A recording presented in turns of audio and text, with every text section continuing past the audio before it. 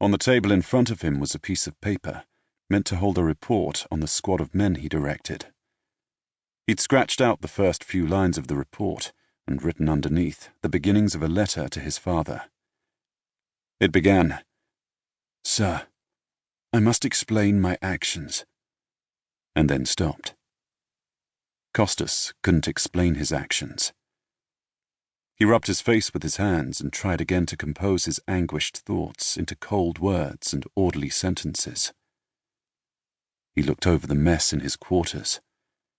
His small trunk of clothes was tipped out onto the floor. The tray that had sat in the top of it to hold his sleeve links and buttons and pins was thrown down by the bed. The links, the spare buttons, and the small image of his god were scattered everywhere. His books were gone. He'd had 3. So, he assumed, was his wallet with what money he kept in his room. That was a pity. He would have given the money to his friend, Aristogeiton. His sword was gone from its rack on the wall. He would have given that to Aris as well. The 2 soldiers who'd brought him back from the training ground, almost dragging him along by their grip at his elbows, had taken every sharp thing out of the room. They were veterans who'd served in the guard for most of their lives. They'd searched his small trunk and dragged the thin mattress, as well as the blanket, off the narrow bed frame. One had pulled down Costas's sword and swept up his knife from the windowsill, while the other had collected his papers, crumpling them together in his fist. Without looking at him again, they'd gone. Costas had turned the stool upright on its 3 legs. They had left his cloak pins, his plain, everyday one and his fancy one with the amber bead. He had been a little surprised. His good pin was fibula-shaped, with a shaft 4 inches long and as thick as a cornstalk. It would be as effective as a sword, if Costas chose to use it. Even the smaller pin would do. 2 inches in the right place was all it took. As Costas had considered, without any real motivation, the possibilities of the cloak pins, the curtain across his doorway had swept back, and one of the soldiers had returned to kick his feet briskly through the detritus of the floor, quickly locating the cloak pins.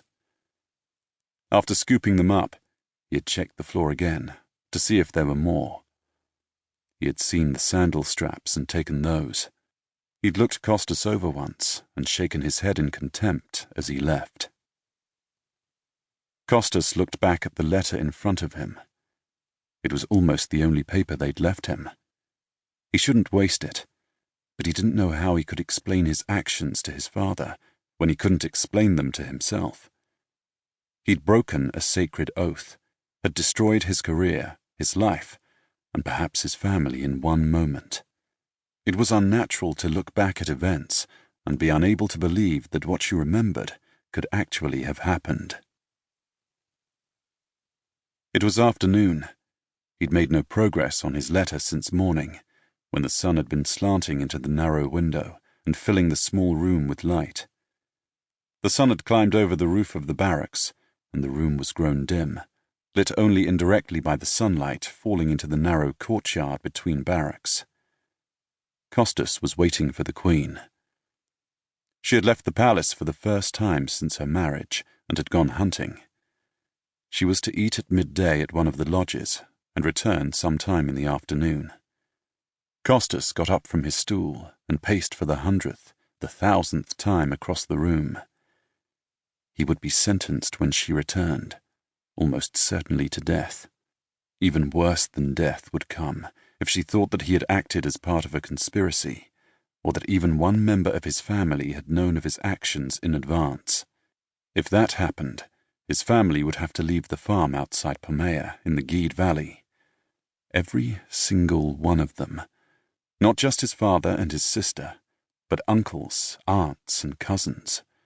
Their property would be forfeit to the crown, and they would be no longer members of the landowning class, but would be okloi, merchants if they were lucky, beggars if they were not. Of course, even he had had no foreknowledge of what was going to happen. He would never have guessed that he could so compound calamity with disaster, but the truth hardly mattered now. Costas